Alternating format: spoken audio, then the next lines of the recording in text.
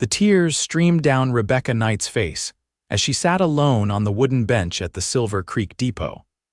Her wedding dress soiled at the hem from the dusty platform, and her veil crumpled beside her. The afternoon sun of June 1876 beat down mercilessly on the small Montana Territory station, but she barely noticed the heat through her grief. The station master had long since given up offering comforting words, retreating to his office after awkwardly patting her shoulder. The westbound train that had brought her had departed hours ago, carrying away her last connection to her former life in Boston. Her trunk sat neglected beside her, containing everything she had brought to start her new life with a man who had promised her the world in his letters, only to be nowhere found when she arrived. "Miss, are you all right?" Rebecca looked up through tear-blurred eyes to see a tall figure silhouetted against the setting sun. As he stepped closer, she could make out a man with broad shoulders, wearing a worn leather vest over a simple cotton shirt. His face was partially shadowed by a wide-brimmed hat, but she could see concerned eyes studying her with unexpected gentleness. I'm fine," she lied, quickly wiping away her tears with a handkerchief that had long since become damp. "Forgive me for saying so, but you don't look fine," the stranger said, his voice carrying a slight drawl. He removed his hat, revealing sun-streaked brown hair and a face weathered by the elements but still youthful enough to suggest he wasn't more than a few years past 30. "Quinn Kincaid, madam. I own the Rocking K Ranch about 10 miles outside of town." Rebecca tried to compose herself, years of proper Boston upbringing kicking in despite her distress. "Rebecca Knight. I was supposed to be married today." Quinn's eyes traveled to her wedding dress, understanding dawning in his expression. "And the groom, Charles Wilcox," she said, her voice breaking. "We corresponded for 8 months. He sent for me with a proposal and train fare. Said he had a fine house and business interests here in Silver Creek." She gestured hopelessly at the nearly empty platform. "He wasn't here to meet the train. The station master said no one by that name lives in these parts." Quinn's expression darkened. "Mail-order bride swindle. Been happening too much lately." He seemed to consider something for a moment before extending his hand to her. "Miss Knight, you can't stay here. Night's coming, and this isn't a place for a lady alone. Come home with me. My sister Martha lives at the ranch. You'll have proper chaperoning. Tomorrow we can figure out what to do." Rebecca stared at his outstretched hand. Everything she had been taught warned against trusting strangers, especially in this wild territory so far from civilization. Yet there was something in his steady gaze that made her believe he meant no harm. "Why would you help me?" she asked, her voice barely above a whisper. "Because it's the right thing to do," he answered simply. "And because no one should be left alone when they're hurting." After a moment's hesitation, Rebecca placed her gloved hand in his calloused one. "Thank you, Mr. Kincaid." Quinn lifted her trunk with ease. "My wagon's just over yonder. It's not the fanciest transportation, but it'll get us to the ranch before dark." The wagon was indeed plain, a sturdy farm wagon with a bench seat up front and a canvas cover over the back. Quinn carefully placed her trunk in the back before helping her up to the seat. As they pulled away from the depot, Rebecca cast one last glance back at the bench where she had spent the most humiliating hours of her life. "It's a fair distance," Quinn said as they left the small town behind. "Might as well tell me your story if you're willing." Rebecca smoothed her wrinkled dress, wondering where to begin. "I was a teacher in Boston. My parents passed away last year, leaving me with little beyond our modest home. When the school reduced staff, I found myself without position or prospects." She twisted her handkerchief in her hands. "Charles Mr. Wilcox answered my advertisement in the matrimonial news. His letters were so kind, so promising." Quinn nodded, keeping his eyes on the rutted road ahead. "These swindlers know exactly what to write.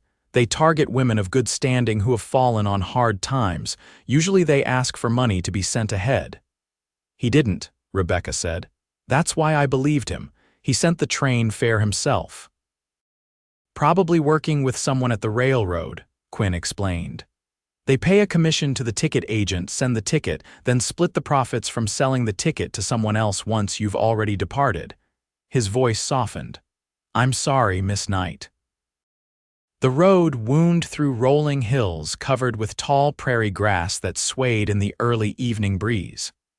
In the distance, mountains rose purple against the darkening sky. Despite her circumstances, Rebecca couldn't help but notice the wild beauty around her, so different from Boston's crowded streets. Tell me about your ranch, she said, desperate to think about anything other than her predicament. Quinn's face brightened visibly. Started with just 40 acres and a dozen head of cattle 8 years ago. Now we're up to 2,000 acres and nearly 300 head. Built the house myself, added on as I could afford it. Pride colored his voice. Got 6 good men working for me now. My sister Martha came out 3 years back after her husband passed. She keeps us all in line. It sounds lovely, Rebecca said quietly. It's nothing fancy, mind you, not like what you're probably used to back east. I wasn't raised with luxury, Mr. Kincaid.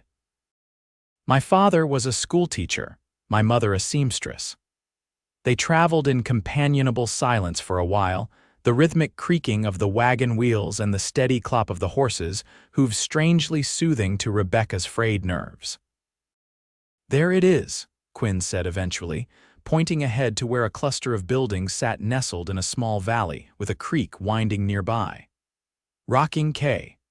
As they drew closer, Rebecca could make out a substantial 2-story house built of logs with a wide porch wrapping around the front.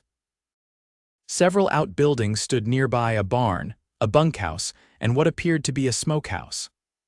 Light shone from the windows of the main house, and smoke curled from the stone chimney. A woman emerged onto the porch as the wagon approached, wiping her hands on her apron. She was somewhere in her 30s, with the same brown hair as Quinn, though hers was pulled back in a practical bun. Quinn Kincaid, you were supposed to be back hours ago for supper, she called out, her scolding tone belied by the affection in her voice. Her expression changed to surprise when she noticed Rebecca beside him. And who might this be? Quinn helped Rebecca down from the wagon. Martha, this is Miss Rebecca Knight. She's had a bit of trouble and I've offered her our hospitality for the night. Martha's eyes widened as she took in Rebecca's wedding dress, but to her credit, she asked no immediate questions. Instead, she stepped forward with an outstretched hand. You're most welcome, Miss Knight. Come inside, you look like you could use a hot meal and a cup of tea. The interior of the ranch house was simple but comfortable, with sturdy furniture and clean, polished floors. A large fireplace dominated one wall of the main room, with a dining table that could seat at least 10 people nearby. Bookshelves lined another wall, more books than Rebecca would have expected in a frontier home. Quinn, take Miss Knight's trunk up to the blue room, Martha directed. Miss Knight, would you care to change before supper? You must be uncomfortable in that dress after such a long journey. I would appreciate that very much, thank you, Rebecca said, suddenly aware of how bedraggled she must look. As she followed Martha up the stairs, Rebecca heard the sound of men's voices from outside the ranch hands coming in from their day's work, she presumed. The realization of how completely dependent she was on these strangers' kindness struck her anew, bringing fresh tears to her eyes. Martha must have noticed, for she paused at the top of the stairs and gently touched Rebecca's arm. Whatever has happened, you're safe here. Quinn has his faults, stubborn as a mule and works too hard, but he's a good man with a good heart. I don't know how I'll ever repay your kindness, Rebecca whispered. No need for such talk. Now let's get you settled. The blue room was small but charming, with a patchwork quilt on the bed and curtains that matched the blue painted walls. A pitcher and basin sat on a washstand by the window, which overlooked the creek and the rolling hills beyond. I'll bring up some hot water, Martha said. Take your time. Supper will keep. Left alone, Rebecca sank onto the edge of the bed, overwhelmed by the day's events. Just that morning, she had been filled with nervous anticipation about meeting her future husband. Now she was alone in a strange place, With no prospects and barely enough money for a return ticket to Boston, where she had nothing and no one waiting for her anyway. After washing her face and hands in the warm water Martha brought, Rebecca changed into her simplest dress, a navy blue cotton with white collar and cuffs. She brushed her auburn hair and pinned it back up, trying to restore some semblance of order to her appearance before heading downstairs. The dining room was filled with conversation when she entered, which quickly hushed as the men noticed her presence. Quinn stood immediately, and the other men, the ranch hands, she presumed followed suit. "Miss Knight, these are my men," Quinn said, introducing each in turn. "Hank, my foreman, Pablo and Miguel, brothers from New Mexico Territory. Josiah, who handles our horses, and young Tom, our newest hand." They were a diverse group, ranging from Hank's weather-beaten 60 years to Tom's barely 20 face still spotted with acne. All nodded respectfully, curiosity evident in their expressions, but none asking the obvious questions about her presence. "Please, sit," Martha said, gesturing to an empty chair beside Quinn at the head of the table. Supper was simple but abundant: roast beef, potatoes, fresh bread, and apple pie for dessert. The conversation flowed easily around her, with the men discussing the day's work and plans for the following day. Quinn made sure to include her occasionally, explaining ranch terms she didn't understand and asking gentle questions about Boston. After the meal, the hands excused themselves to the bunkhouse, leaving Rebecca with Quinn and Martha in the main room. Quinn stoked the fire while Martha poured coffee. "I suppose you'd like to know the full story," Rebecca said quietly. Martha settled into a rocking chair. "Only if you wish to tell it." Rebecca recounted everything: her parents' deaths from influenza that had left her with debts to pay, losing her teaching position, the correspondence with Charles Wilcox that had seemed like providence. As she spoke, Martha's expression grew increasingly sympathetic while Quinn's jaw tightened in anger. "I should have known better," Rebecca concluded. "It seems so foolish now." "Not foolish," Quinn said firmly. "Trusting, perhaps, but that's no sin. The sin belongs to the man who deceived you." "The question is what to do now," Martha said practically. "Do you have family back east you could return to?" Rebecca shook her head. "No one, and my teaching position has been filled." "The town of Silver Creek could use a teacher," Quinn suggested. "The current one, Mrs. Hollister, has been talking of retiring for years. The schoolhouse is small, but the town's growing." "I couldn't impose on your hospitality while seeking such a position," Rebecca protested. "Nonsense," Martha said. "You'll stay here as long as needed." "In fact, I could use the company of another woman. It gets tiresome being surrounded by men who talk of nothing but cattle and horses." "I take offense to that," Quinn said with mock indignation. "Just yesterday I spoke at length about the new fence for the north pasture." The gentle teasing brought a smile to Rebecca's face, the first genuine one of the day. "You're both so kind. I don't know what would have become of me if Mr. Kincaid hadn't found me at the depot." "Quinn," he corrected. "Mr. Kincaid was my father, and hearing it makes me look over my shoulder for him." Rebecca nodded, suddenly exhausted as the day's emotional toll caught up with her. Martha noticed immediately and stood. "You need rest. Things will look brighter in the morning." That night, lying in the unfamiliar bed, Rebecca listened to the night sounds of the ranch, so different from Boston's streets. An owl hooted somewhere nearby, and the distant lowing of cattle carried on the night breeze. Despite everything, a strange sense of peace settled over her. Perhaps Martha was right. Perhaps things would indeed look brighter in the morning. She woke to sunshine streaming through the curtains and the smell of coffee and bacon wafting up from below. For a moment, she was disoriented, then the previous day's events came rushing back. But somehow, in the clear light of morning, her situation didn't seem quite as desperate. After dressing in a simple green dress, she made her way downstairs to find Martha alone in the kitchen. "Good morning," Martha greeted cheerfully. "The men have already eaten and gone out. Ranch days start early." "I should have risen sooner to help," Rebecca said, embarrassed. Nonsense. You needed the rest. Martha poured her coffee. Quinn said to tell you he's riding into town today and would be happy to introduce you to Mrs. Hollister if you're interested. That would be wonderful, Rebecca said, grateful for the prospect of employment. After breakfast, Rebecca insisted on helping with the household chores. Martha seemed pleased to have the assistance, and the two women fell into an easy rhythm washing dishes, sweeping floors, and hanging laundry on the line outside. How long have you been here? Rebecca asked as they pinned sheets to the clothesline. 3 years come August, Martha replied. After my husband died, I had nowhere to go. Quinn insisted I come live with him. She smiled fondly. He's always been that way, taking in strays, be they people or animals. He seems like a good man. The best, Martha agreed, though don't tell him I said so, his head's big enough already. She paused, looking at Rebecca thoughtfully. He deserves someone special, you know, someone who appreciates this life in him. Rebecca felt her cheeks warm under Martha's assessing gaze. I'm sure he'll find someone suitable when the time is right. Martha just smiled knowingly and returned to hanging laundry. Mid-morning, Quinn returned to the ranch.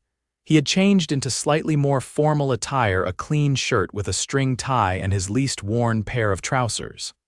Mrs. Hollister is expecting us, he told Rebecca. I took the liberty of mentioning your situation. Hope that's all right. Of course, Rebecca said, grateful for his thoughtfulness. Thank you. The ride back to Silver Creek was less awkward than the previous day's journey. Rebecca found herself noticing details she had missed before: the wildflowers dotting the prairie, the hawks circling overhead, the distant mountains with patches of snow still visible on their peaks. It's beautiful here, she remarked. So different from Boston, Quinn nodded. Takes some getting used to, but I wouldn't trade it for any city. Have you always lived in Montana Territory? No, I came west after the war, after Gettysburg. A shadow crossed his face. Needed open spaces after that, Rebecca nodded, understanding without needing further explanation. So many men had come west after the Civil War, seeking to escape memories or start anew. Silver Creek looked more welcoming in the morning light than it had the previous afternoon. The main street boasted several substantial buildings: a general store, a bank, a hotel, and a saloon. People nodded to Quinn as they passed, many eyeing Rebecca with curious but friendly glances.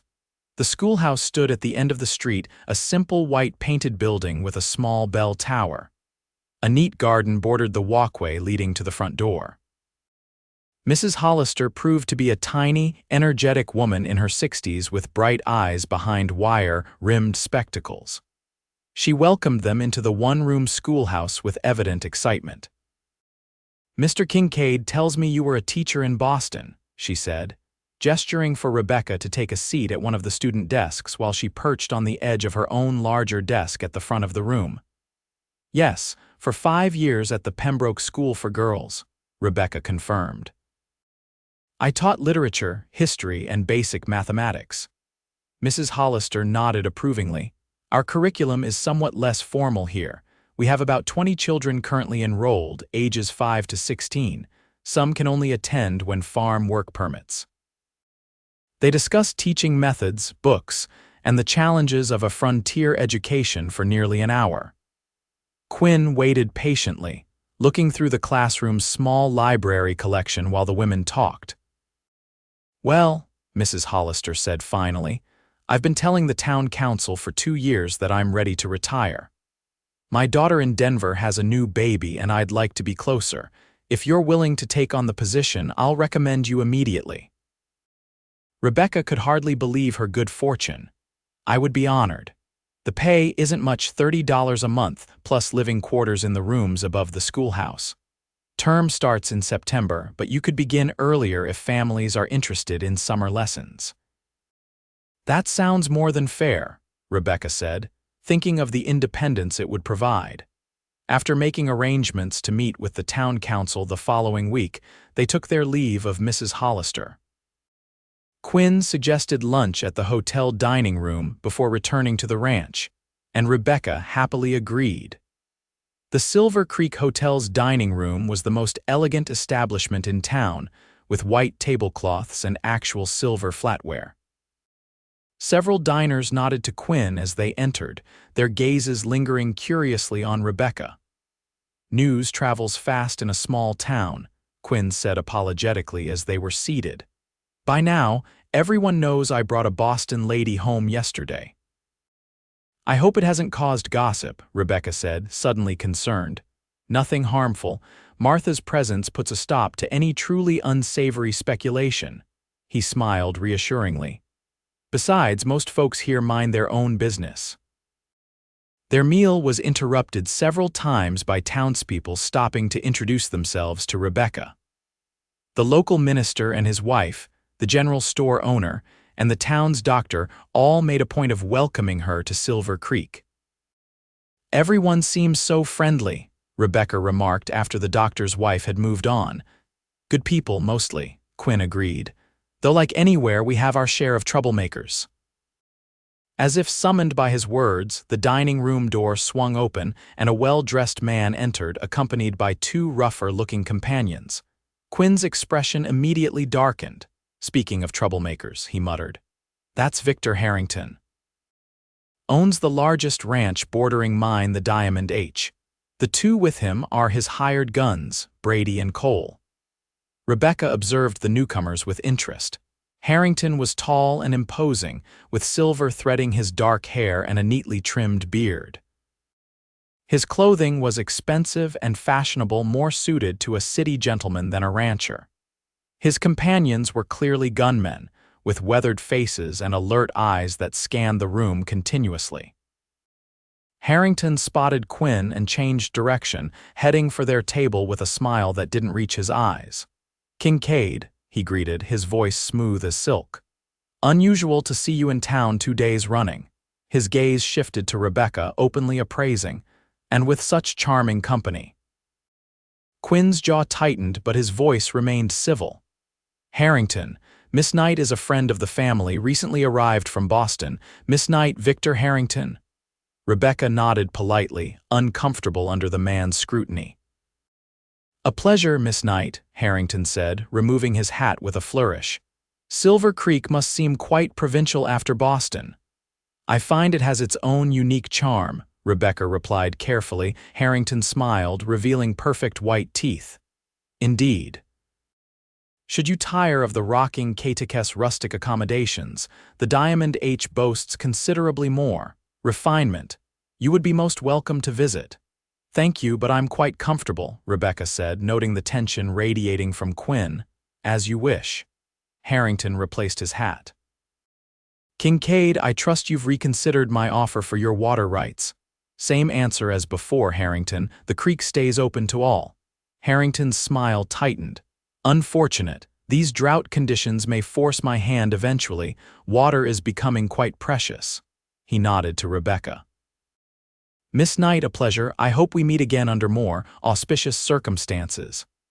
After Harrington and his men moved to their own table, Quinn visibly relaxed. "Sorry about that. He's been trying to buy out smaller ranchers for years." "He seems determined," Rebecca observed. "That's one word for it," Quinn said grimly.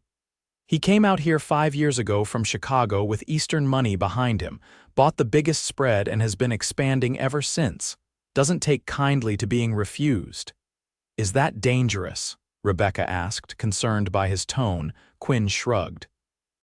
"He keeps it just legal enough, though cattle have a way of disappearing from ranches that won't sell to him." They finished their meal in thoughtful silence. As they left the hotel, Rebecca noticed Harrington watching them from his table, his expression calculating. Something about his cold eyes made her shiver despite the warm day. The ride back to the ranch was pleasant, with Quinn pointing out landmarks and sharing stories about the area's history. Rebecca found herself relaxing in his company, appreciating his straightforward manner and dry humor. "Thank you for arranging the meeting with Mrs. Hollister," she said as the ranch came into view. "It seems almost providential. The town's needed a new teacher for some time. Mrs. Hollister has been holding on until a suitable replacement could be found." He glanced at her. though I admit I'll be sorry to see you move into town once you take up the position." The simple statement warmed Rebecca unexpectedly. "I've imposed on your hospitality long enough." "It's no imposition," Quinn said quietly. "Martha enjoys having another woman around, and—" He hesitated. "The house feels different with you in it, brighter somehow." Rebecca felt her cheeks flush and was grateful when they arrived at the ranch, sparing her the need to respond to his unexpected admission. The next 2 weeks established a comfortable routine. Rebecca helped Martha with household chores in the mornings, then spent afternoons preparing lessons for her new position. Quinn took her into town twice more, once to meet with the town council, who unanimously approved her appointment as the new schoolteacher, and once to help her begin setting up the classroom to her liking. In the evenings, the three of them often sat on the porch, enjoying the cooler air and watching the sunset paint the mountains in shades of purple and gold. Sometimes Quinn would read aloud from one of his books. He had a surprisingly extensive library for a frontier rancher. Other nights, Rebecca would share stories of Boston, or Martha would reminisce about her childhood in Pennsylvania. Rebecca found herself growing increasingly comfortable with ranch life. She learned to recognize the different sounds of the animals, became familiar with the rhythms of the days, and even began to distinguish between the cattle breeds Quinn pointed out during a ride around the property. Most surprisingly, she found herself watching for Quinn whenever he was away from the house, anticipating his return with a flutter in her stomach that she tried to ignore. His quiet strength and understated kindness had begun to affect her in ways she hadn't expected. One evening, about 3 weeks after her arrival, Rebecca sat alone on the porch swing, enjoying the twilight. Martha had gone to bed early with a headache, and the ranch hands were in the bunkhouse. The sound of boots on the steps made her look up to see Quinn approaching, 2 cups of coffee in hand. "Thought you might like some company," he said, offering her one of the cups. "Thank you," she said, moving over to make room for him on the swing. "It's such a beautiful evening." They sat in companionable silence for a while, watching as the first stars appeared in the darkening sky. The distant howl of a coyote echoed across the valley, answered by another further away. "I never imagined I could feel so at home in a place so different from everything I've known," Rebecca admitted softly. Quinn glanced at her, his expression thoughtful. "The land has a way of claiming people. When I first came here, I only planned to stay a season or 2. That was 8 years ago." "What made you stay?" He considered the question. "Hard to explain. Something about the openness, the honesty of the place. Cities have too many walls, too many pretenses. Out here a person can just be." Rebecca nodded, understanding exactly what he meant. "I've noticed that. There's a freedom here that Boston never had. Do you miss it? The city?" "Some things," she admitted. "The libraries, the concerts, but not enough to want to return." Quinn seemed pleased by her answer. "The town's organizing a social for Independence Day next week. Dancing, food, fireworks if the supplies arrive in time. Would you allow me to escort you?" The invitation was formal, almost shy, and it touched Rebecca deeply. "I would like that very much." His smile in response made her heart beat faster. For a moment, she thought he might reach for her hand, but he simply nodded and returned to watching the stars. The day of the Independence Day social arrived bright and clear. Martha helped Rebecca prepare, lending her a blue ribbon for her hair that matched her best dress. "You look lovely," Martha said approvingly as Rebecca twirled in front of the small mirror. "My brother won't know what hit him." "Martha," Rebecca protested, blushing, "it's just a social gathering." Martha raised an eyebrow knowingly but said nothing more. Quinn had clearly made an effort with his appearance as well. He wore a new shirt Martha had ordered from the catalog, and his boots were polished to a shine. His usually unruly hair had been neatly combed, and he had trimmed his beard. "You look very handsome," Rebecca said without thinking, then blushed at her own forwardness. "And you look beautiful," Quinn replied simply, his eyes warm with admiration. The town square had been transformed for the celebration. Lanterns hung from ropes strung between buildings. Tables laden with food lined one side of the square, and a platform had been erected for the musicians, a fiddle player, a banjo player, and a man with a harmonica. It seemed the entire town had turned out for the event. Families spread blankets on the grass. Children ran playing games of tag, and couples young and old gathered near the dance area. Rebecca was introduced to so many people that she soon lost track of names, though everyone was welcoming. Mrs. Hollister found them early in the evening. Miss Knight. I've been telling everyone about our good fortune in finding such a qualified teacher. Several families have already expressed interest in summer lessons for their children. I would be happy to arrange something, Rebecca said, pleased by the community's enthusiasm. After the initial formalities of the mayor's speech and a reading of the Declaration of Independence, the celebration began in earnest. The food was abundant and delicious: fried chicken, ham, potato salad, cornbread, and pies of every description. When the music started, Quinn turned to Rebecca with a question in his eyes. "Would you care to dance?" "I would love to," she said, placing her hand in his. Quinn proved to be a surprisingly graceful dancer despite his rancher's build. He led her confidently through a Virginia reel, then a waltz, his hand warm and steady at her waist. Rebecca found herself breathless not from the exertion but from his proximity and the intensity in his eyes when he looked at her. During a break in the dancing, Quinn fetched them glasses of lemonade. As they stood at the edge of the square, Rebecca noticed Victor Harrington watching them from across the way, his expression inscrutable. "Mr. Harrington seems to be taking an interest in us," she remarked quietly. Quinn followed her gaze and frowned. "He takes an interest in anything he can't control, best to ignore him," but Harrington was not so easily ignored. As the evening progressed, he made his way toward them, timing his approach when Quinn had stepped away briefly to speak with one of his hands about a ranch matter. "Miss Knight," Harrington greeted, tipping his hat.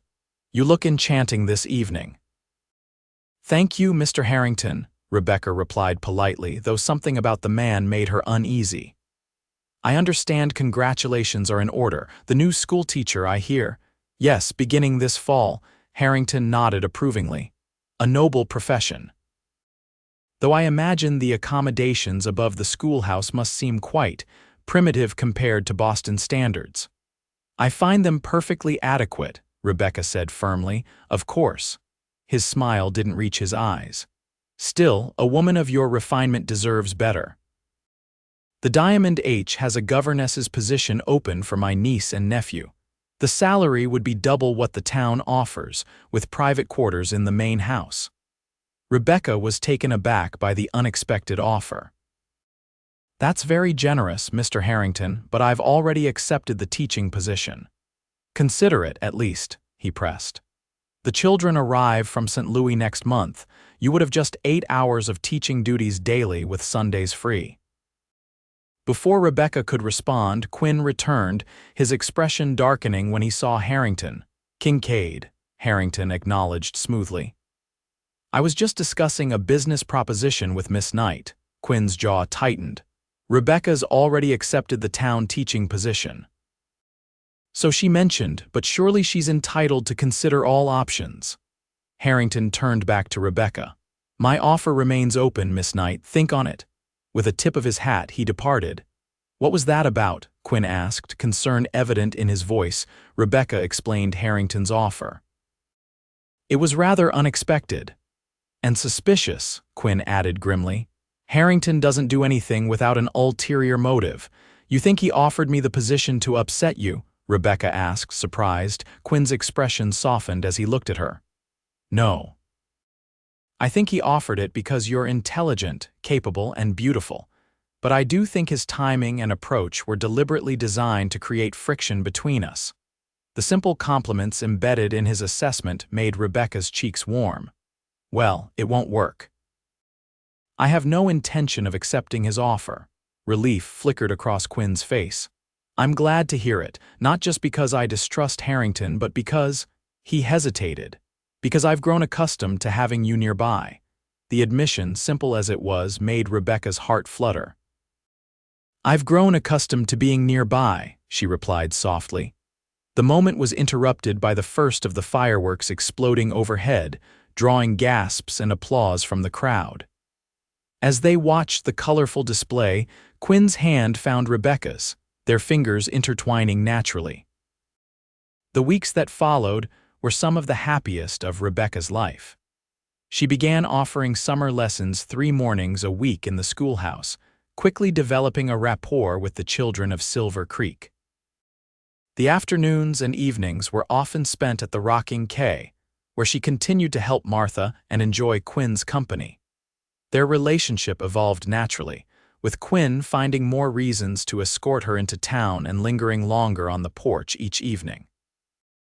There were small, meaningful touches: his hand at her elbow, her fingers brushing his when passing a book, their shoulders touching as they sat side by side on the porch swing. One warm August evening, Quinn suggested a ride to show her his favorite spot on the ranch. They rode at a leisurely pace, Rebecca now comfortable enough on horseback to appreciate the scenery around them. Quinn led her up a gentle slope to a rocky outcropping that overlooked the entire valley. "It's breathtaking," Rebecca gasped as they dismounted. The setting sun bathed the landscape in golden light, the creek winding like a silver ribbon through the green valley below. "I come here to think," Quinn said, standing beside her, "when decisions need making or troubles need sorting." They stood in silence for a while, absorbing the tranquil beauty of the scene. Then Quinn turned to face her, his expression serious. "Rebecca, there's something I need to say." Her heart quickened at his tone. "Yes. When I found you at that depot 3 months ago, I had no idea how much you would come to mean to me." He took her hands in his. "I know you came here expecting a different life with a different man. I know your heart was broken. But I've watched you heal, watched you build a place for yourself here." Rebecca felt tears welling in her eyes, but they were tears of happiness. "Quinn, I'm not a man of fancy words," he continued, "but I do know my own heart, and it belongs to you, Rebecca Knight, completely and utterly. If you need more time, I understand, but I wanted you to know." Rebecca didn't hesitate. "I don't need more time.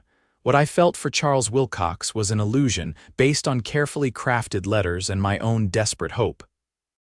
What I feel for you is real, built on daily kindnesses, shared laughter, and genuine respect."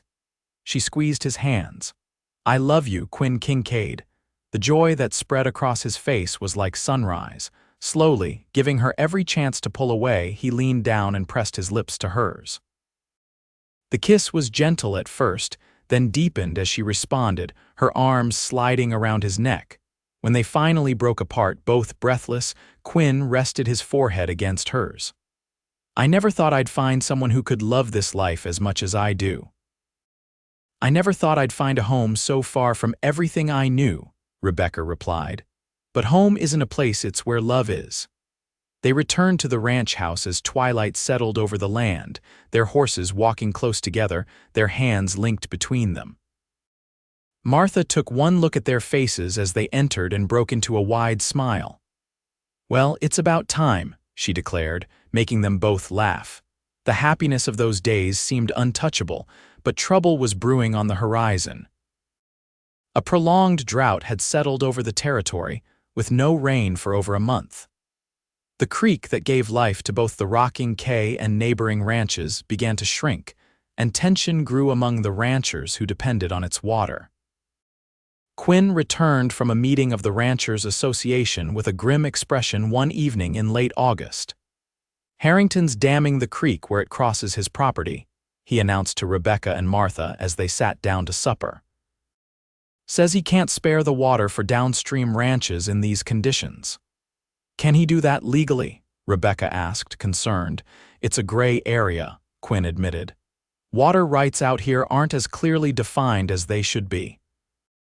But the effect is clear enough: smaller spreads downstream will lose their cattle without access to water." "What can be done?" Martha asked. "We're sending a delegation to the territorial governor, but that will take time." Meanwhile, I've offered to let the Simmons and Wilkes families bring their herds to water on our section of the creek." He sighed. "It won't help everyone, but it's something." Rebecca admired his generosity even as she worried about the developing situation. "Will this create more conflict with Harrington?" "Likely," Quinn acknowledged. "But I won't stand by while families lose their livelihoods because one man wants to control the water." 2 days later, Quinn's prediction proved accurate. He and 2 of his hands were checking fence lines when they encountered Harrington and several of his men inspecting the rocking Katakes northern boundary. "Trouble," Quinn muttered to Hank and Miguel as they approached. "Keep calm but stay alert." Harrington greeted them with false cordiality. "Kincaid, just the man I wanted to see." "You're on rocking K land, Harrington," Quinn said evenly.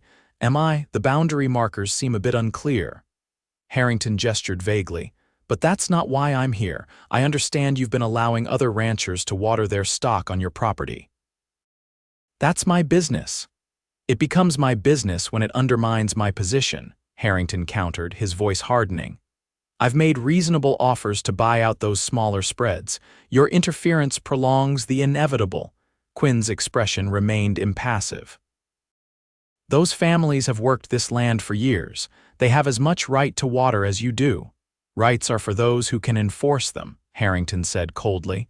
"Consider this friendly advice. Kincaid, stop undermining me or there will be consequences." "Is that a threat?" Harrington smiled thinly. "Just a prediction. Even your resources aren't unlimited. When your own herds start suffering, you might reconsider your position." After Harrington and his men departed, Hank turned to Quinn with concern. "He's not bluffing, boss. Man like that always follows through." Quinn nodded grimly. "Post extra guards on the herd tonight and send word to the other ranchers to be vigilant." That evening, Quinn shared the encounter with Rebecca as they walked along the creek near the house. "I'm worried, Quinn," she admitted. "Harrington seems determined."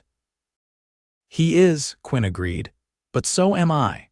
The water belongs to everyone. My father taught me that much out here. You help your neighbors because someday you'll need their help in return." Rebecca squeezed his hand. "Just promise me you'll be careful. Men like Harrington don't follow the same code." "I promise," he said, drawing her close. "Besides, I have too much to live for now."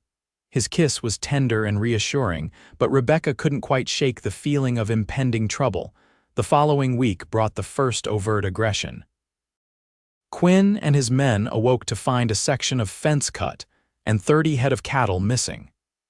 The tracks led toward Diamond H land, but disappeared in rocky terrain where they couldn't be followed. The territorial marshal, summoned from the county seat, listened to Quinn's account but shook his head regretfully. "Without witnesses or evidence on Harrington's property, there's little I can do officially. I'll have a word with him, but he'll deny everything," Quinn finished. "I understand." After the marshal left, Quinn called his men together. "Double the night patrols, 2 men together at all times. If you see anything suspicious, fire a warning shot but don't engage unless absolutely necessary." The tension affected everyone at the Rocking K. Martha began keeping a loaded shotgun near the kitchen door, and Rebecca found herself startling at unusual sounds in the night. Quinn grew more taciturn, the strain evident in the new lines around his eyes. Despite the troubling situation, life continued. Rebecca began the fall school term, walking the 2 miles to town each morning and returning to the ranch in the afternoon, rather than moving into the teacher's quarters above the schoolhouse as originally planned. Quinn insisted on escorting her at least partway each day, unwilling to let her travel alone with the situation so volatile. "You should be focusing on your ranch, not worrying about me," Rebecca protested one morning as they rode toward town. "You are more important than any ranch," Quinn replied simply. "Besides, I like starting my day with you." The sincere declaration warmed her heart. "As do I." As they approached the outskirts of town, Quinn suddenly reined in his horse, his expression alert. "Smoke, too much for normal chimneys." Rebecca followed his gaze and saw a dark plume rising from the direction of the town center. Without another word, they both urged their horses forward. The scene that greeted them was chaotic. A crowd had gathered around the schoolhouse, which was engulfed in flames. Men formed a bucket brigade from the town well, but it was clear their efforts were futile. The wooden structure was burning too hot and fast. Mrs. Hollister rushed to Rebecca as she dismounted. "Oh, Miss Knight, thank Providence you hadn't arrived yet. What happened?" Rebecca asked, watching in horror as the building that was to have been her home and workplace blazed. "No one knows for certain," the older woman said. It was already burning when the general store opened at dawn. Quinn had been speaking with the town marshal and returned with a grim expression. "It was deliberate. They found coal oil cans around back," Rebecca gasped. "Who would do such a thing?" Quinn's jaw tightened. "I have my suspicions." The town council convened an emergency meeting that afternoon in the church, the only building large enough to accommodate everyone. Rebecca sat beside Quinn, still shaken by the morning's events. "Until we can rebuild, we need alternative arrangements for the school," Mayor Thompson was saying. "The church can serve temporarily, though Reverend Johnson will need the space on Sundays, of course." Various suggestions were made using the hotel dining room in the mornings, rotating classes between larger homes, even holding lessons outdoors while weather permitted. "If I may," Victor Harrington's voice cut through the discussion as he rose from his seat at the back. "I'd like to offer a solution." The room quieted, all eyes turning to the wealthy rancher. "The Diamond H has a building originally intended as a bunkhouse that's standing empty. It's solid construction with a stove and proper windows. I'd be happy to donate its use as a temporary schoolhouse." Murmurs of surprise rippled through the gathering. Mayor Thompson looked suspicious but grateful. "That's very generous, Mr. Harrington." "Education is important," Harrington said smoothly. "And I understand Miss Knight has been commuting from the Rocking K each day. The Diamond H is even further from town. Perhaps she would consider the governess position I offered previously. It would include accommodations and would solve two problems at once." All eyes turned to Rebecca. She felt Quinn tense beside her but kept her own expression composed. "While I appreciate the offer of the building, Mr. Harrington, I must decline the governess position. My commitment is to all the children of Silver Creek, not just two." Harrington's smile tightened almost imperceptibly. "Of course, the offer of the building stands regardless." After further discussion, the council accepted Harrington's offer of the building but arranged for Rebecca to stay with the minister's family in town, relieving her of the long daily commute during the rebuilding of the schoolhouse. As they left the meeting, Quinn's expression was thunderous. "This is his doing," he said quietly, so only Rebecca could hear. "First he threatens, then he burns down the schoolhouse, then he offers a solution that puts everyone in his debt and separates you from the ranch." "You can't know he's responsible," Rebecca cautioned, though she shared his suspicions. "I know," Quinn insisted. "This is how he operates. Create a problem, then offer the solution at a price." Rebecca touched his arm. "What matters now is continuing the children's education. If using his building accomplishes that, then so be it." Quinn's expression softened. "You're right, of course, I just don't like you being away from—" He hesitated.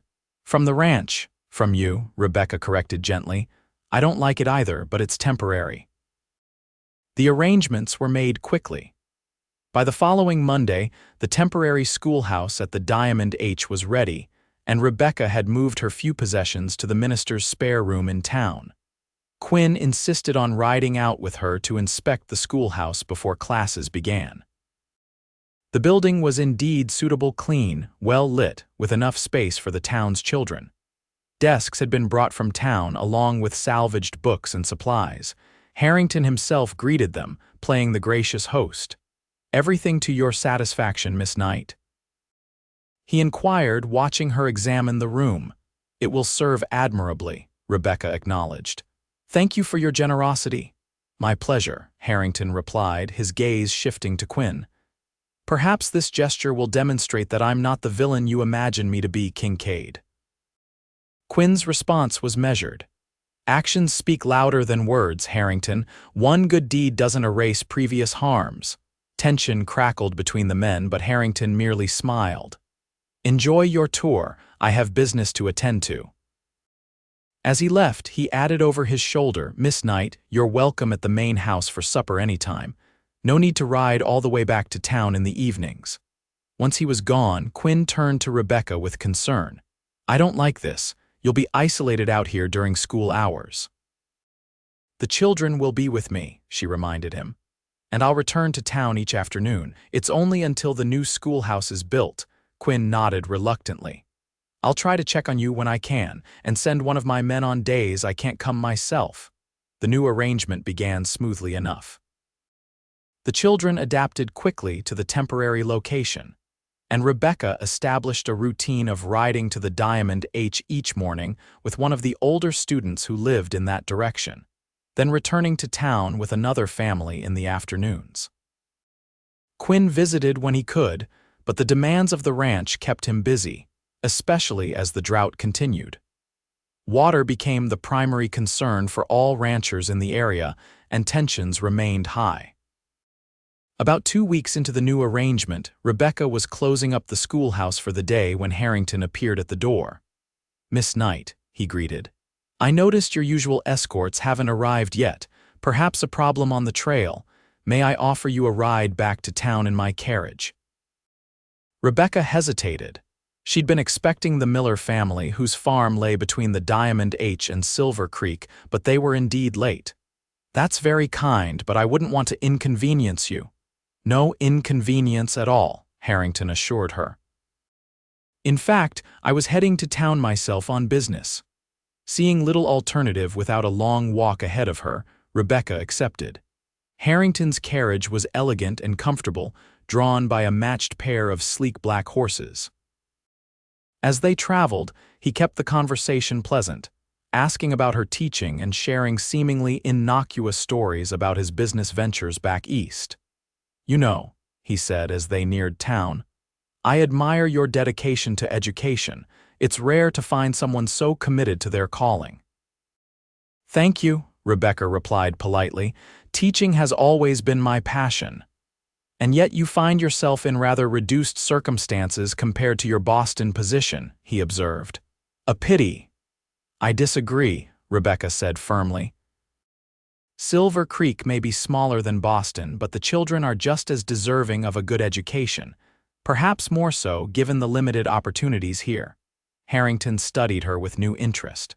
A noble perspective. Still, one wonders if your attachment to the area has more to do with Kincaid than with professional fulfillment.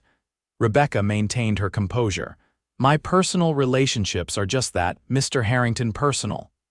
Of course, he said smoothly. Though I feel compelled to point out that Kincaid's stubborn stance on water rights is putting his ranch at risk, and by extension, anyone connected to him.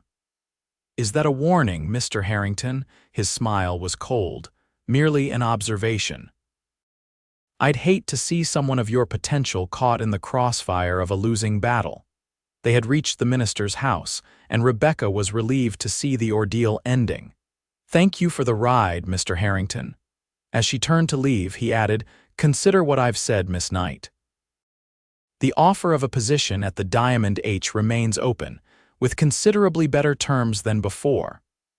Rebecca didn't respond, simply nodding politely before hurrying inside.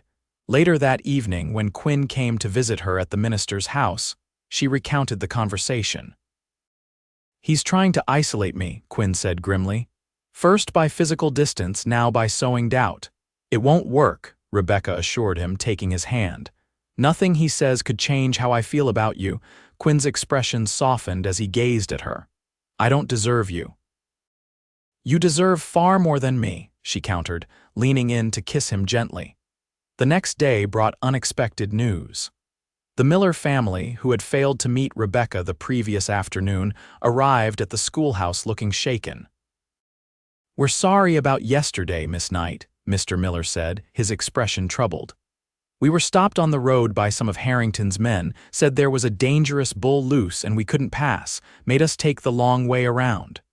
Rebecca felt a chill. How strange that Mr. Harrington happened to be at the schoolhouse just then, offering me a ride. Miller's eyes narrowed. Not strange at all if he planned it that way. The incident was concerning enough that Quinn insisted on escorting Rebecca himself for the next several days, despite the time it took from his ranch duties. The drought continued, making water an increasingly precious commodity. More ranchers began driving their herds to the rocking Caiticus section of the creek, accepting Quinn's open invitation. Harrington's response was swift. Quinn received an official-looking letter from a Helena law firm, claiming exclusive rights to the water based on prior appropriation doctrine, and threatening legal action if he continued allowing other ranchers access. Can he really do this? Rebecca asked as they sat on the minister's porch one evening, reviewing the letter. His lawyers can certainly tie things up in court for months, Quinn said wearily. By which time the smaller ranches will have lost their herds or been forced to sell to him at pennies on the dollar. Rebecca squeezed his hand. There must be something that can be done. I've telegraphed a lawyer in Helena who's fought water rights cases before, Quinn said. But legal battles cost money that most of these ranchers don't have. The situation deteriorated further the following week. Two of the smaller ranchers who had been watering at the Rocking K reported having cattle stolen overnight. Another found his hay barn burned to the ground. No direct evidence linked Harrington to these events, but everyone knew the truth. The pressure began to affect Quinn visibly.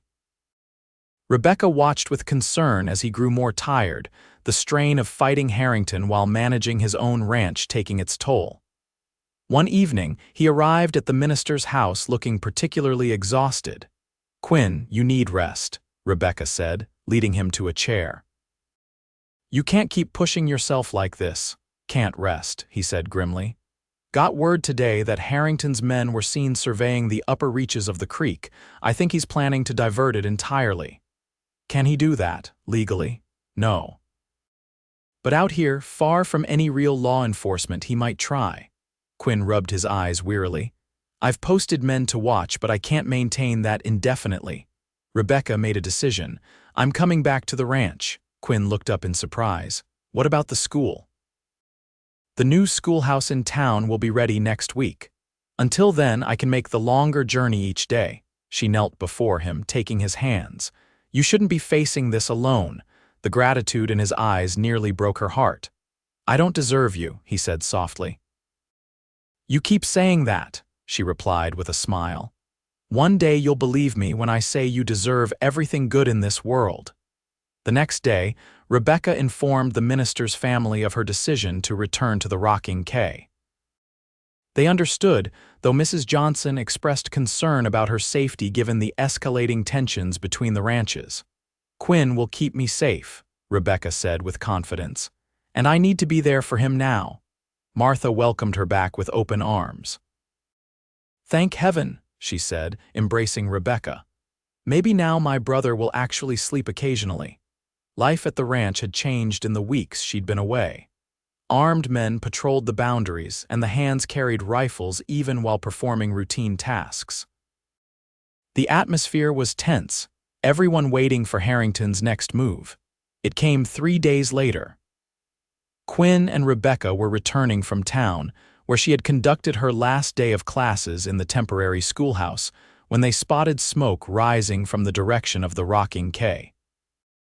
"Ride hard," Quinn urged, spurring his horse forward. They arrived to find chaos. The bunkhouse was ablaze, with men working desperately to prevent the fire from spreading to the barn and main house. Martha directed the effort from the yard, shouting orders with remarkable composure. "What happened?" Quinn demanded as he dismounted. "3 riders," Hank reported grimly.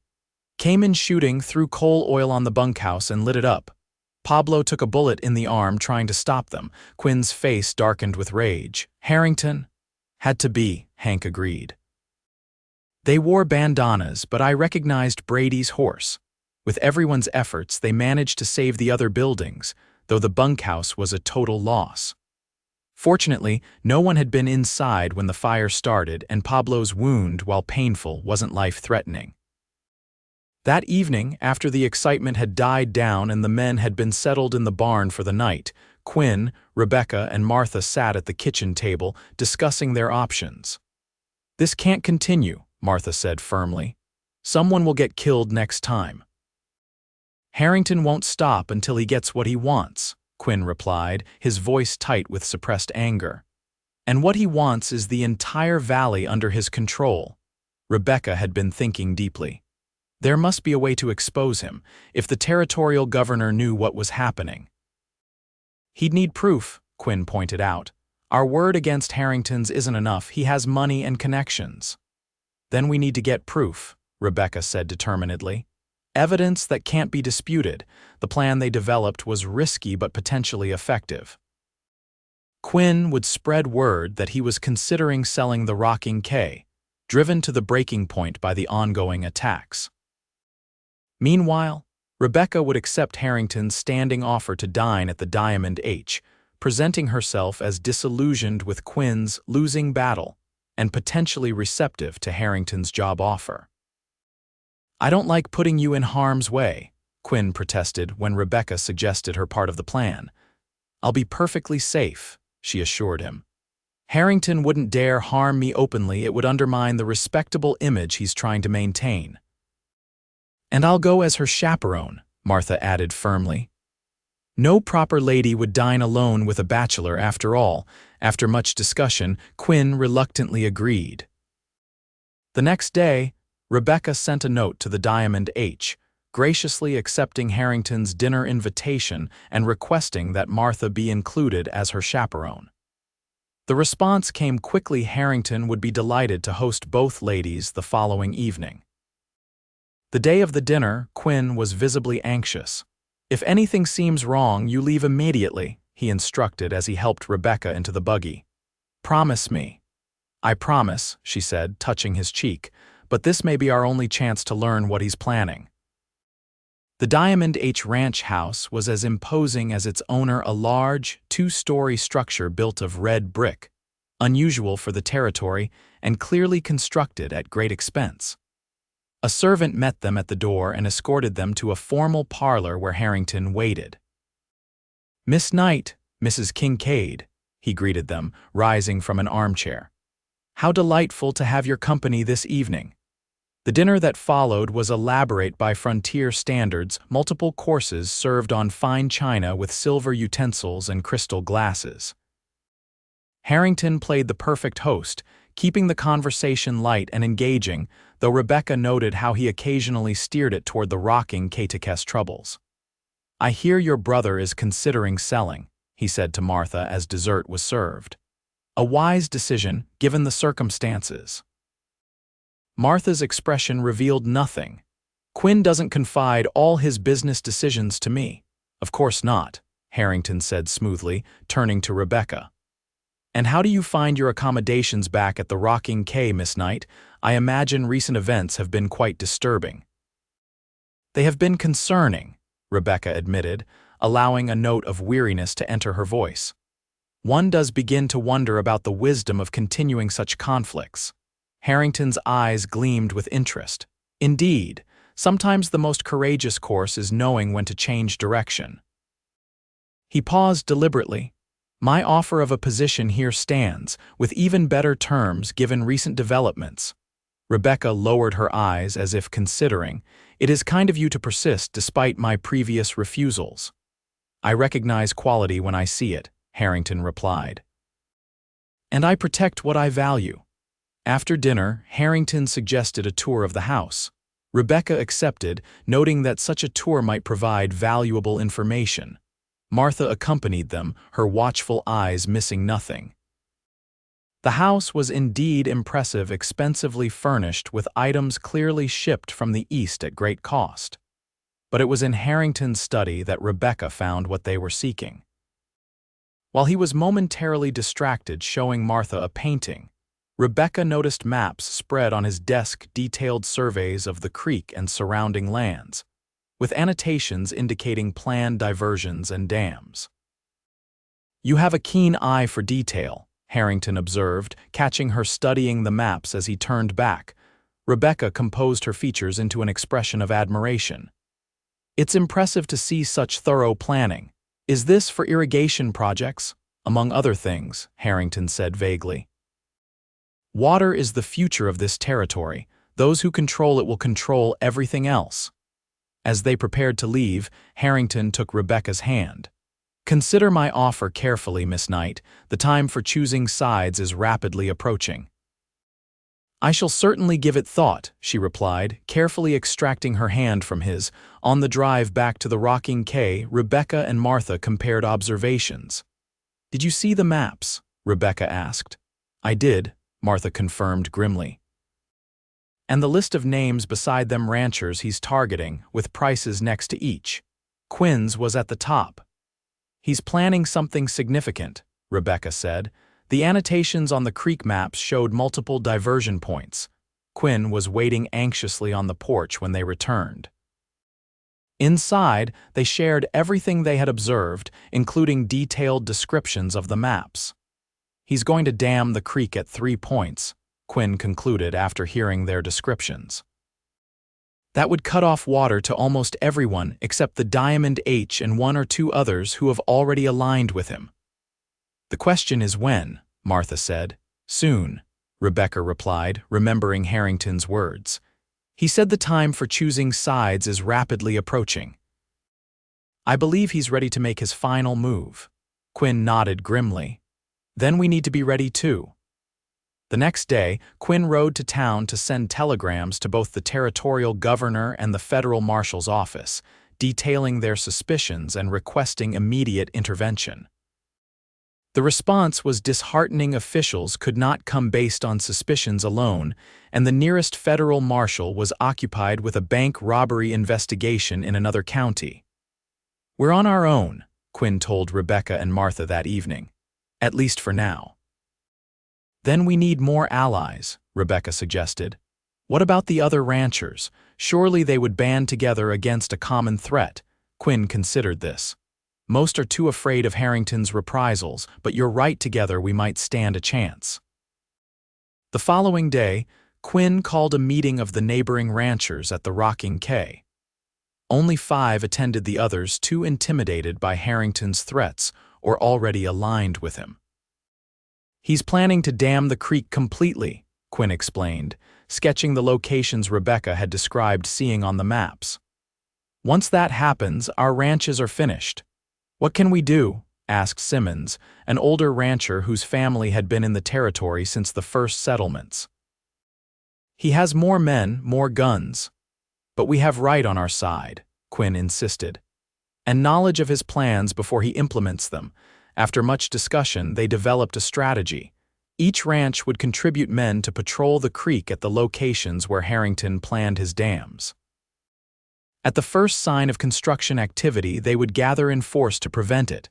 It's risky, Wilkes, another rancher, pointed out. Harrington won't hesitate to use violence.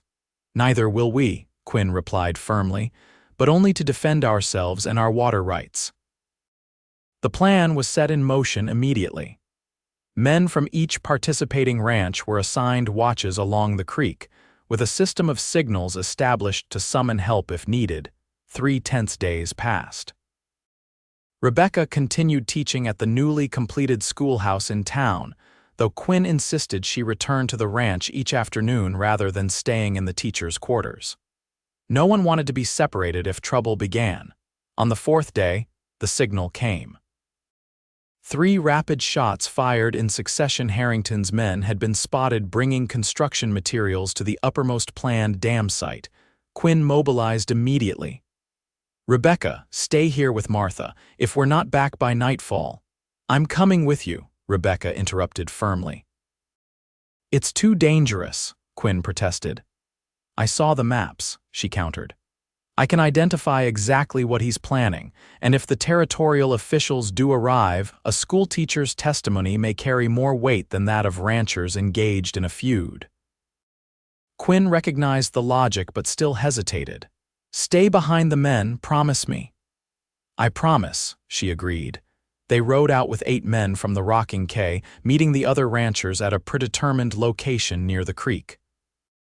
All told, they numbered about 20, not enough to match Harrington's forces in a direct confrontation, but perhaps enough to make a stand.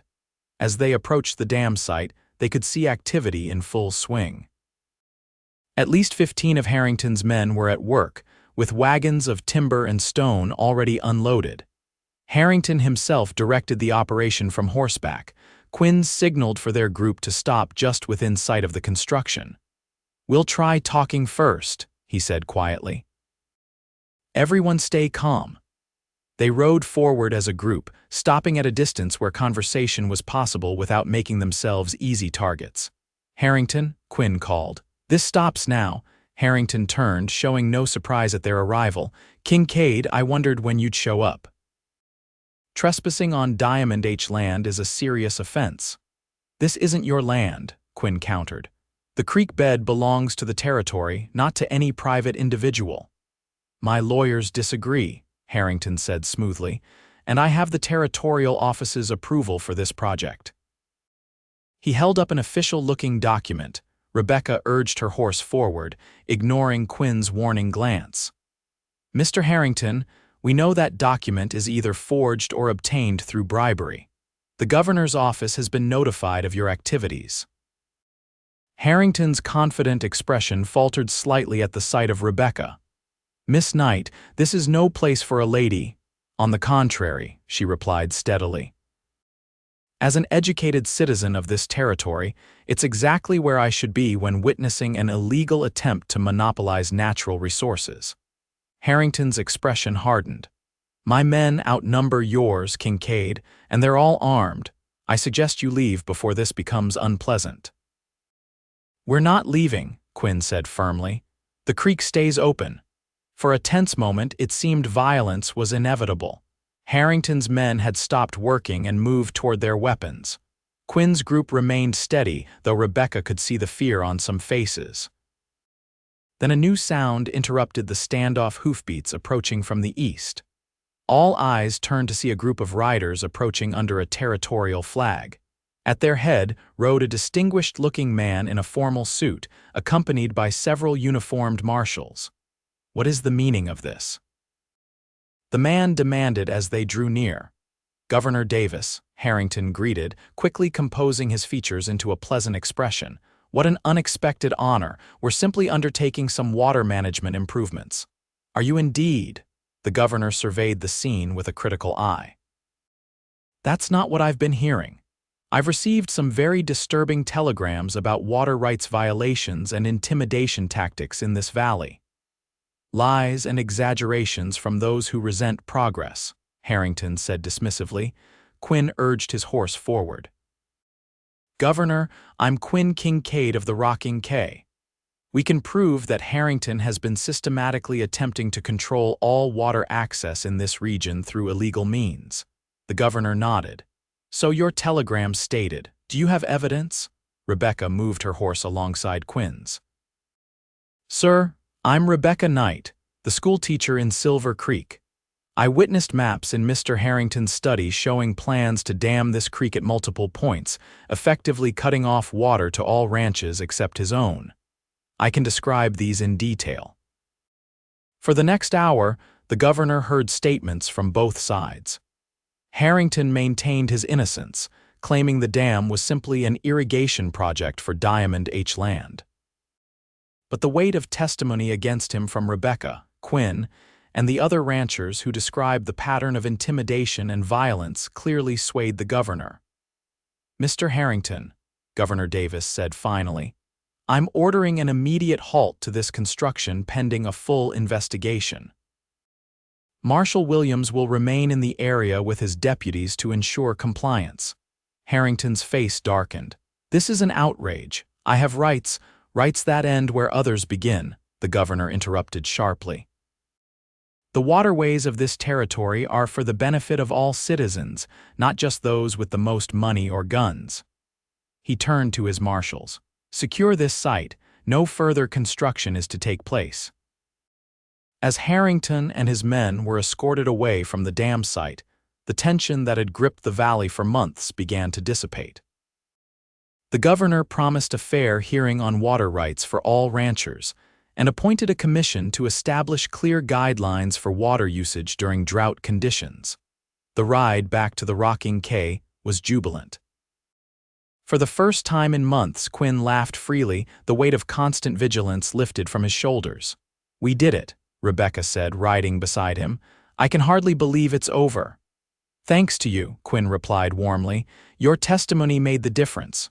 Rebecca shook her head. "It was all of us together. That's what community means." That evening, the Rocking K hosted an impromptu celebration. Neighboring ranchers brought food and drink, and even some townspeople rode out when they heard the news. A fiddle player from one of the ranches provided music, and the barn was cleared for dancing. As twilight settled over the land, Quinn led Rebecca away from the festivities to the porch of the main house. The setting sun painted the mountains in hues of gold and purple, and the newly secured creek sparkled in the fading light. "I've been carrying something for weeks now," Quinn said, reaching into his pocket, waiting for the right moment. Rebecca's heart quickened as he withdrew a small box. "This was my mother's," he said, opening it to reveal a simple gold ring with a small diamond. "My father gave it to her when they decided to come west together. She always said it represented their willingness to face the unknown as long as they were together." He took her hand gently. "Rebecca Knight, when I found you at that depot, I had no idea how completely you would change my life. You've brought light and learning and laughter to this ranch. You've stood beside me through the darkest days without flinching. You've made this house a home." He knelt before her. "Would you do me the extraordinary honor of becoming my wife?" Tears of joy welled in Rebecca's eyes. "Yes," she whispered. "1,000 times yes." As he slipped the ring onto her finger, Rebecca marveled at the journey that had brought her here. What had begun as the most humiliating day of her life, abandoned and alone at a frontier depot, had led to the greatest happiness she had ever known. Quinn rose and drew her into his arms, his kiss full of promise and tenderness. When they finally parted, he rested his forehead against hers. "I still can't believe you chose this life, chose me." "It wasn't a choice," Rebecca said softly. "It was recognition, as if my heart knew its home the moment you offered your hand that day at the depot." Quinn smiled, his eyes reflecting the last golden rays of sunset. "Come home," he said, echoing his words from that first meeting. "You are home." "Yes," Rebecca agreed, nestling against him as they watched twilight settle over their land. "I am home." They were married 2 weeks later in the Silver Creek Church with the entire community in attendance. Martha stood as Rebecca's attendant, her face beaming with happiness for her brother and soon-to-be sister-in-law. The governor himself had remained in the area to address the water rights situation and honored them by attending the ceremony. Harrington was notably absent. The investigation into his activities had uncovered evidence of bribery, intimidation, and fraud extensive enough to warrant his arrest. His ranch was being managed by court-appointed trustees while legal proceedings continued. Rebecca wore a simple white dress made by Martha and the ladies of Silver Creek, carrying wildflowers gathered from the prairie that morning. Quinn waited for her at the altar, his face transforming with wonder and love as she walked toward him on the arm of Hank, the ranch foreman who had offered to give her away. The vows they exchanged were traditional, but spoken with such evident sincerity that many in the congregation wiped away tears. When the minister pronounced them husband and wife, the cheer that erupted shook the small church to its rafters. The celebration continued at the Rocking K, where tables had been set up in the yard and lanterns hung from trees. There was dancing and feasting well into the night, the community's joy in their union evident in every face. As evening deepened into night, Quinn led his bride away from the festivities toward the house, their house now, truly and legally. He had added a new room in the weeks before the wedding, expanding the main bedroom and adding a sitting area with bookshelves for Rebecca's growing collection. "What do you think?" he asked as he showed her the changes. I know it's not what you might have had back east, but Rebecca silenced him with a kiss. It's perfect, more than I ever dreamed of having. Later, as they lay together in the quiet darkness of their room, Quinn traced the curve of her cheek with gentle fingers. I still find it hard to believe that the finest woman I've ever known is now my wife. Believe it, Rebecca whispered, nestling closer.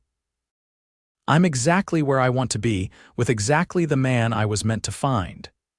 The years that followed brought both joys and challenges. The first winter as a married couple tested them with bitter cold and heavy snows, but they found warmth in each other's company, and in the cozy home they had created together.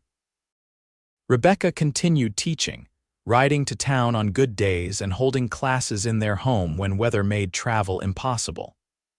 Quinn's ranch prospered under the new water rights agreements, allowing him to expand his herd and improve his breeding stock. Their first child, a daughter they named Elizabeth after Rebecca's mother, arrived the following autumn. Quinn paced outside their bedroom as Martha and the town doctor attended the birth, his face transforming with wonder and love when he was finally allowed in to see his wife and newborn daughter. She's beautiful, he whispered, tears in his eyes as he gazed down at the tiny face nestled against Rebecca's breast. Like her mother. She has your chin, Rebecca replied softly, and I suspect your stubborn nature as well. 2 years later, a son joined their family, James Quinn Kincaid, called Jamie, with his father's brown hair and his mother's thoughtful eyes. The children thrived in the freedom of ranch life, learning both academic lessons from their mother and practical skills from their father. As Silver Creek grew from a small settlement into a proper town, Rebecca's influence expanded beyond the schoolhouse. She started a lending library, organized community celebrations, and even helped draft the town's charter when it was officially incorporated 5 years after her arrival. Quinn's standing in the community grew as well. After Harrington's downfall, he was elected to the Ranchers Association leadership, where his fair-minded approach to water rights earned him respect throughout the territory. When statehood discussions began, his name was mentioned as a potential delegate to the Constitutional Convention. 10 years after that fateful day at the depot, the Kincaid family gathered on the porch of the ranch house, watching a summer sunset paint the sky in brilliant hues. Elizabeth, now 9, read aloud from a book while Jamie, 7, whittled carefully under his father's supervision. 4-year-old Sarah, their youngest, sat in Rebecca's lap, her auburn curls catching the golden light. It's hard to believe it's been 10 years, Rebecca remarked, leaning against Quinn's shoulder. Best 10 years of my life, he replied, putting his arm around her, though I hope to have at least 50 more with you. Rebecca smiled, thinking of how completely her life had transformed from that tearful day at the Silver Creek Depot. What had seemed like the end of all her hopes had proven to be just the beginning. Do you ever regret it? Quinn asked quietly. Coming west. Staying here instead of returning to Boston, Rebecca looked around at their home, their children, the land they had nurtured together. Never, she said with absolute certainty. This is where I was meant to be, where I found not just a house, but a home. Not just a husband, but a partner in every sense. Quinn kissed her temple gently. And to think it all began because I couldn't bear to see a beautiful woman crying alone at a depot. The best decision either of us ever made, Rebecca agreed, leaning into his embrace as they watched the final rays of sunset disappear behind the mountains, secure in the knowledge that they would face whatever tomorrow brought together.